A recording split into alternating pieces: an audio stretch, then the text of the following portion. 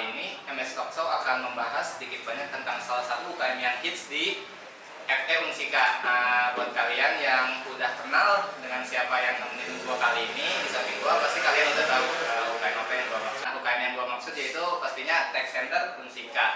Nah, buat kalian yang kepo atau mau tahu tentang Tech Center Unsika, stay tune terus di podcast episode kali ini bersama gua dan narasumber kali ini. Ya, sebelumnya kenalin dulu, gua Fajar Setiawan, mahasiswa S1 Manajemen Unsika angkatan 2019.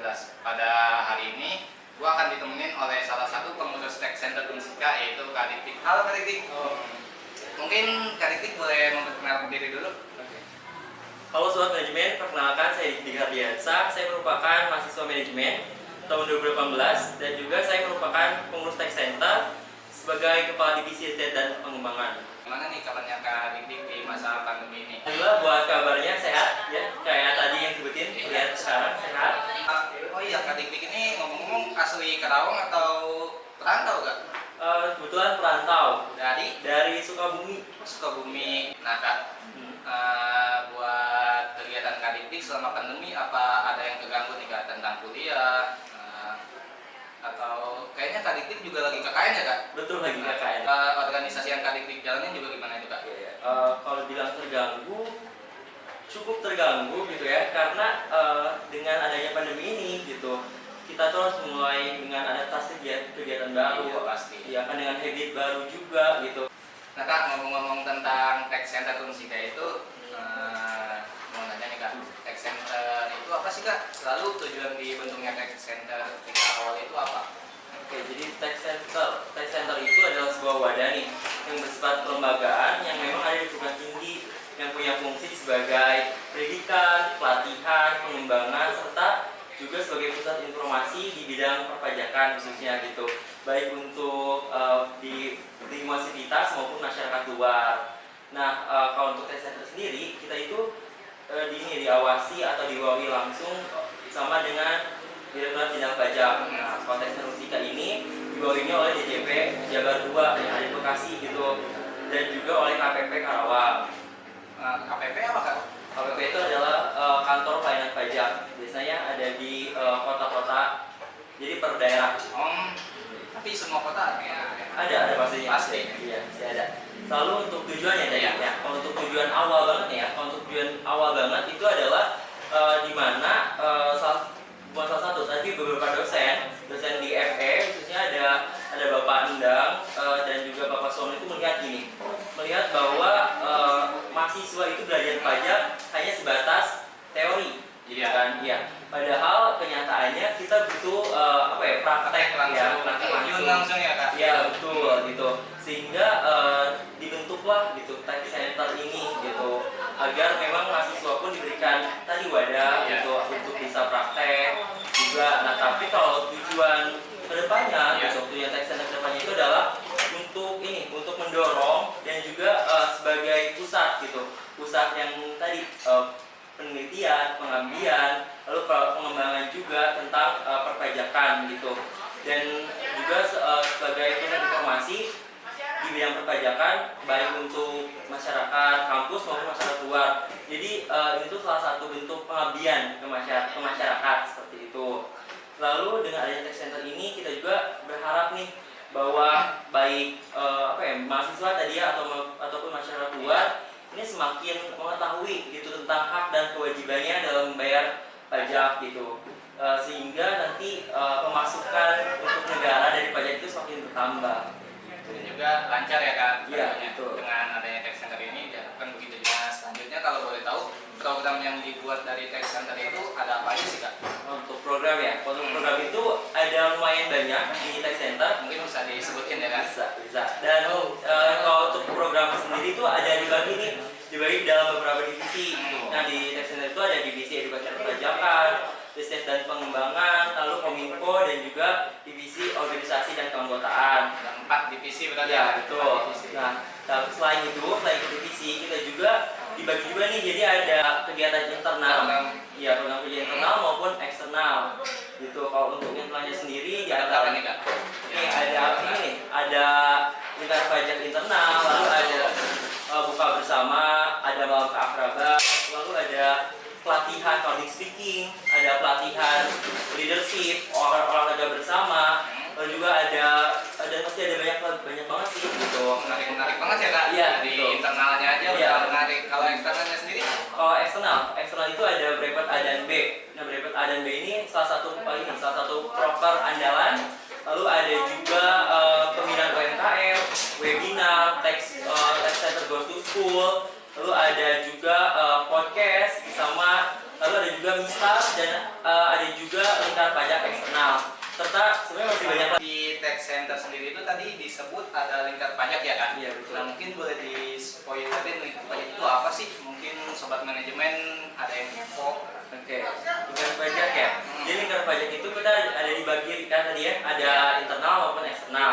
Jadi pada intinya lingkar pajak ini adalah sebuah kegiatan tahunan di tax center, kegiatan wajib yang dimana isinya itu adalah kita sharing knowledge gitu, atau berbagi pengetahuan mengenai perpajakan dengan berbagai tingkatan dengan berbagai semester gitu. Adanya lingkar pajak ini sih kita berharapnya itu dapat membantu nih khususnya untuk EP ya ini. Untuk EP ini membantu baik dosen maupun mahasiswa gitu dalam pemahaman materi tentang perpajakan kayak gitu. Karena menurut bisa bilang ulasan atau mungkin menurut kesan dari peserta lingkar pajak tahun lalu bahwa mereka itu sangat terbantu. Setelah ngadain lingkar pajak tadi nih, kira-kira dari tax center Unsika sendiri bakal ngadain event apa lagi nih Kak, atau program apa lagi? Mungkin sobat manajemen banyak yang tertarik buat ngikutin program-program yang dibuat tax center Unsika. Oke, setelah lingkar pajak ini kita masih ada beberapa program. Di antaranya ada program Brevet A dan B. Nah, kalau program Brevet A dan B ini sama sebenarnya seperti lingkar pajak, namun kalau di lingkar pajak ini jadi kalau yang yang memberikan materi atau yang saya diskusinya itu mahasiswa tax center ke mahasiswa yang di luar tax center. Kalau untuk Brevet A dan B ini kita langsung datangin dari ahli di bidang perpajakan. Praktisi praktisinya. Praktisi pajak sendiri. Itu lebih pastinya pengalamannya lebih banyak. Iya, betul. Lebih ilmunya juga lebih banyak ya. ya.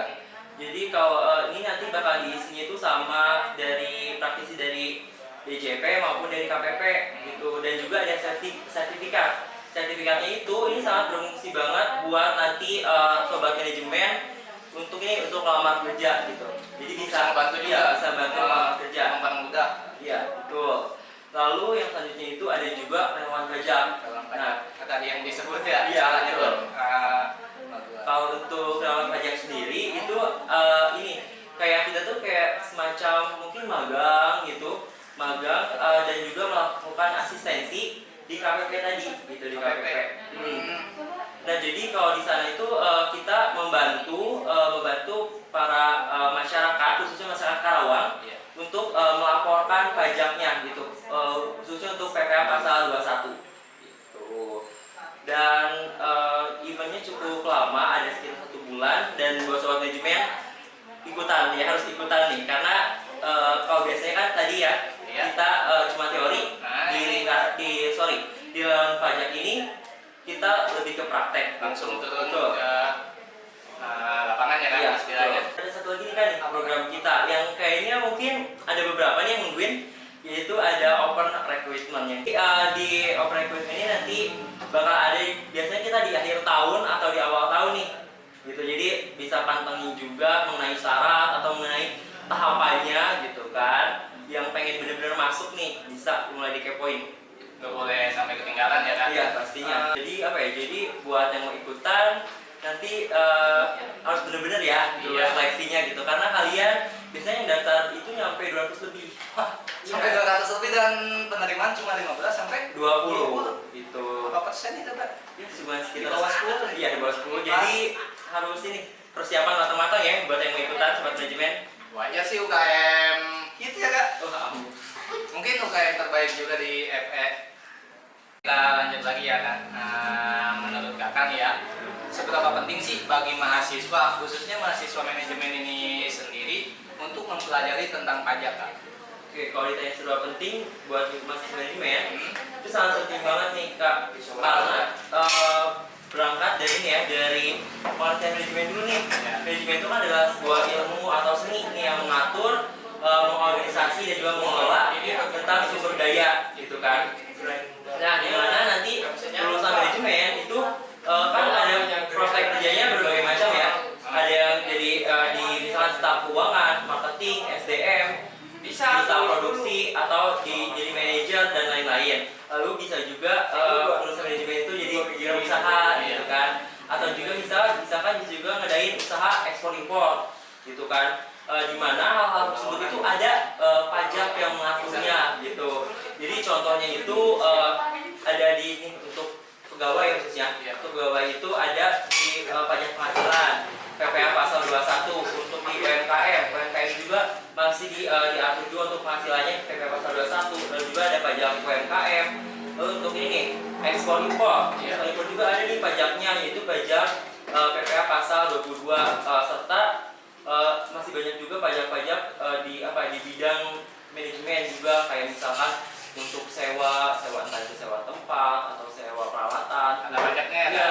Ada juga untuk pembelian biasanya dikenakan PPN juga gitu. Jadi kalau ditanya serba penting, hal penting gitu, karena nantinya akan berhubungan langsung gitu kan dengan para lulusan manajemen ini gitu kan. Dan dan diharapkan juga nanti mahasiswa manajemen itu tahu gitu dan paham akan pajak, sehingga nanti itu misalkan saat ada kesalahan atau memang yang terjadi staf keuangan untuk penghitungan pajaknya itu lancar atau bisa gitu berjalan dengan baik gitu. Berarti di bidang atau sektor manapun kehidupan kita banyak yang berkaitan dengan pajak ya kan. Itu kalau kita ke minimarket, supermarket itu ada ya kan. Iya. Gue juga masih belum ngerti itu pajak apa gitu. Mungkin nanti bisa ikut program tax center ya kan. Iya, betul. Nah Kak, ini kan tadi kita udah tahu seberapa penting mahasiswa mempelajari pajak. Nah, terus kalau warga negara Indonesia sendiri itu kenapa sih wajib untuk membayar pajak nih Kak? Dan terus karena itu kan wajib, mekanisme pembayaran pajak sendiri bagi masyarakat Indonesia bagaimana Kak? Oke. Kalau ditanya kenapa harus bayar pajak gitu ya, ini karena saya melihat dari ini nih, fungsi pajak sendiri. Fungsi pajak itu yang pertama itu ada sebagai fungsi budgeting, yaitu pajak itu berfungsi untuk mendanai pengeluaran negara dan juga sebagai pemasukan untuk APBN gitu. Dari informasi yang saya dapat, di mana APBN ini didanai oleh pajak itu lebih dari 80%. Lalu ada juga fungsi retribusi pendapatan. Nah, jadi dari pajak ini biasanya pajak ini digunakan untuk ini pembangunan jalan raya, pembangunan tol, lalu juga jembatan, membantu pendidikan juga, pembangunan sekolah gitu, pembangunan rumah sakit umum, dan juga yang terbaru ini untuk program vaksinasi. Oh, itu juga ya pajak berkontribusi ke vaksin. Iya, didanai juga oleh pajak gitu. Lalu juga pajak itu juga berfungsi untuk stabilitas. Jadi kalau untuk stabilitas itu biasanya untuk bisa misalkan menarik investor atau menarik penanam modal baik di dalam negeri ataupun luar negeri. Jadi biasanya itu dikasih kebijakan untuk kelonggaran atau enggak pembebasan pajak kayak gitu. Berarti secara nggak langsung kita warga Indonesia berkontribusi terhadap pembangunan negara Indonesia kan dari pajak itu sendiri. Iya. Berarti itu buat sobat manajemen nanti ingetin orang tuanya juga ya kan, iya, betul, tentang pajak apa aja yang harus dibayar. Mungkin kalau sobat manajemen pengen tahu ilmu tentang pajak ya ikut di program-program yang sudah dibuat oleh Tax Center. Ya, betul. Ada tambahan tadi Kak buat ini? Iya, mekanisme. Mekanisme belum ya Kak? Iya, jadi buat mekanisme sendiri untuk pembayaran ya ini khususnya.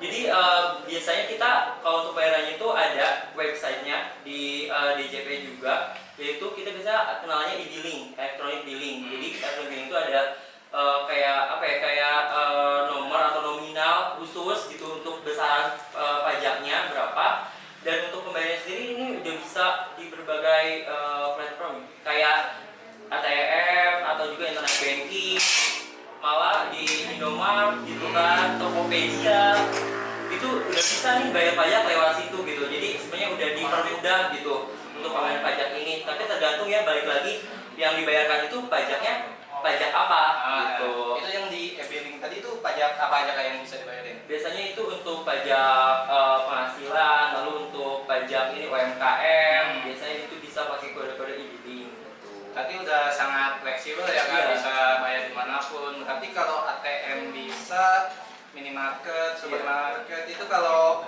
virtual wallet bisa kan? Kayak Dana, OVO. Kayaknya belum, tapi baru saya baru dari informasi itu ya baru bisa di Tokopedia gitu. Tokopedia? Ya, Tokopedia udah bisa gitu. Jadi sebenarnya sekarang ini ya, khususnya dari DJP itu udah memberikan memberikan kemudahan lah ya untuk warga Indonesia gitu untuk membayar pajak gitu. Jadi tinggal sekarang masyarakat Indonesia Kesadaran balik lagi ya Kak, kesadarannya membayar pajak. Karena yang gua tahu juga kesadaran masyarakat kita masih rendah ya Kak. Iya memang. Iya, jadi diharapkan lebih sadar lagi karena tadi kan ya fungsinya banyak banget gitu. Secara nggak langsung kita juga berkontribusi terhadap pembangunan negara tercinta kita ini ya Kak. Oke Kak, tadi kita udah banyak ya ngedengerin penjelasan apa itu tax center, tujuan dibentuknya tax center itu apa, program yang dibuat oleh tax center ada apa aja, terus penjelasan lingkar pajak juga ya Kak. Terus dan lain-lain lah ya Kak, yang pastinya nggak bisa gua sebutin lagi lah. Mungkin buat kalian yang udah denger tadi pasti udah tahu lah ya apa aja yang udah dijelasin. Oh iya Kak, adik-adik ini di tax center udah berapa lama Kak? Kalau aku sendiri udah 3 tahun nih, sekarang 3 tahun. Berarti sekarang tahun keempat jalan. Iya, tahun ketiga keempat lah ya, udah tahun terakhir. Awal masuk tahun 2018 akhir tahun. waktu maba ya Kak? Iya, Oh Kak Dik angkatan 2018. Iya. Enggak beda jauh lah kita ya. Iya. Masih muda. Nah Kak, selama 3 tahun itu di tax center ada pengalaman unik gak Kak? Atau mau ceritain kesan-kesan yang Kak Dik dapat di tax center untuk ini? Oke, kalau pengalaman unik kayaknya sih lebih ini sih kalau di tax center ini ke kesan-kesan mungkin ya. Kalau untuk kesan-kesan ini saya senang banget sih masuk tax center gitu. Karena memang pada awalnya nih ya, ini mungkin for your information aja, aku tuh pengen banget jadi mahasiswa perpajakan gitu. Dari awal maba itu emang udah ngincer jadi mahasiswa perpajakan? Iya, awalnya pengen masuk jadi kuliahnya itu di jurusan perpajakan. Oh, kayak itu juga. Iya. Berarti. Dan kebetulan masuk manajemen ada UKM Tax center ini. Ya, makanya langsung tuh dibidik tax centernya. Terus alhamdulillah masuk tax center gitu. Senangnya itu jadi kembali lagi tadi ya, saya emang ketemu teman baru atau dengan karakter yang berbeda-beda gitu pasti ya kan. Terus juga ini sih dapat prakteknya gitu, prakteknya Ilmu enggak teori aja ya kan? Iya, betul. Langsung praktek turun. Langsung turun ke lapangan gitu kan. Jadi bisa mengimplementasikan teori yang kita dapat itu sama saat kan nanti kita praktek itu banyak ketemu masyarakat ya. Jadi bisa lebih mengenal juga nih karakter orang, nih karakter masyarakat itu kayak gimana gitu. Yang tentunya bervariasi ya kan? Iya, Banyak banget. Iya. Dan juga selama tax center ini saya rasa itu menambah juga soft skill. Iya, soft skill mulai dari public speaking, leadership. Lalu juga di tax center juga ada ini lupa tadi nyebutin satu ya. Ada pelatihan jurnal ilmiah. Oh, jurnal ilmiah? Iya. Singkatnya apa itu Kak jurnal ilmiah? Nah, jadi kan jurnal ilmiah ini kan tahu sendiri kan ya. Sekarang kampus Unsika ini dimana kalau kita mau sidang skripsi harus ada LOA. Penerbitan jurnal itu ya kan? Jurnal wajib. Betul, gitu kan. Sehingga kita tax center coba nih buat supaya anggotanya biar dapat LOA lebih awal. Jadi menjelang semester atas sudah siap skripsi ya kan? Iya, betul. Kayak gitu udah siap skripsi, tinggal sidang kayak gitu. Jadi itu sih mungkin dari kesan-kesan yang didapat selama di tax center. Kirain tadi senangnya masuk tax center ini karena tax center UKM yang hits dan Kak Dik ini salah satu orang beruntung yang bisa jadi pengurus lama senior lah. Bisa dibilang master pajak gak nih? Udah 3 tahun soalnya. Kayaknya kalau dibilang master pajak masih jauh ya, masih jauh banget. Oh, ada yang lebih bisa dibilang gitu? Iya, masih ada gitu kan ya. Iya. Sebelum kita tutup nih Kak, ada closing statement nggak buat para pendengar sobat manajemen MS Talkshow ini? Oke. Mungkin yang pertama-tama mau ucapin dulu makasih ya ke Dimas. Ya, makasih juga nih Kak Dik udah nyempetin waktunya buat hadir di podcast kita kali ini. Makasih udah mengundang tax center khususnya dan diwakili saya gitu.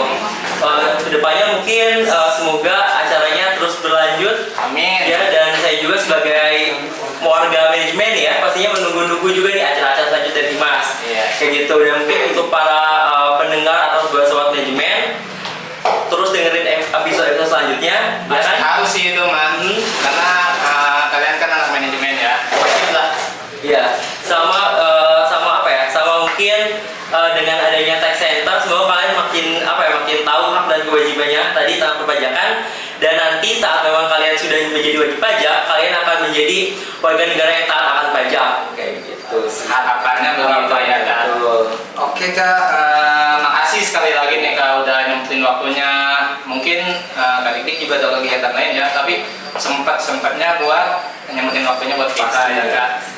Oh iya Kak, ngingetin lagi aja buat yang teman-teman atau sobat manajemen kepo tentang tax center atau yang ingin menjadi pengurus tax center bisa mengunjungi apa aja tuh Kak? Oke, buat sobat manajemen ya yang kepo sama tax center atau pengen jadi pengurus kayak saya, gitu kan, kalian boleh kepoin Instagram kita, Twitter ataupun YouTube di @taxcenterunsika maupun di website nih. Website kita ada di www.taxcenterunsika.com gitu. Oke, mungkin buat sobat manajemen yang kepo tentang tax center bisa langsung dikepoin aja seluruh platform dari tax center. Sekian podcast episode 2 kali ini. Buat sobat manajemen tungguin episode